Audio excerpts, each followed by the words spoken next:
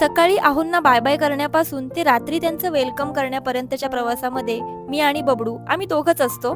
घरामध्ये कोणी दुसरं नसल्यामुळे आम्ही दोघं एकमेकांसाठी पुरेसे असतो. मग या प्रवासामध्ये आहे ना, माझ्या कामामध्ये कधी बबडू लुडबुड करतो, तर कधी त्याच्या खेळामध्ये मी. हे तर सतत रोज चालूच असतं.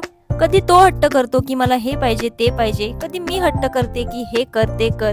हे सुद्धा दिवसभर अगदी चालू असतं. खरं तर कधी कधी असं वाटतं ना, की बबडू नसता तर मी काय केलं असतं एवढ्या मोठ्या घरामध्ये. पण म्हणतात ना, देव जे देतो ज्याला देतो ते विचार करून देतो. अगदी मला हे गरजेचं होतं म्हणून देवाने दिलं. दिवसभर जरी खूप मस्ती दंगा करत असलो ना आम्ही दोघं, तरी सुद्धा एकदा संध्याकाळ झाली की लक्ष घड्याळाकडे असतो की कधी बबडूचे पप्पा येतील आणि आमच्यासोबत टाइम घालवतील. जेव्हा बबडूचे पप्पा घरी येतात ना, तेव्हा असं फील होतं की आपल्या प्रवासातलं जे डेस्टिनेशन होतं ते आपण गाठलं. आणि आमचा जो आजचा प्रवास आहे ना, तो खूप सुखात गेलेला आहे. आमचा प्रवास तुम्हाला कसा वाटला मला नक्की सांगा. ठीक आहे, बाय बाय.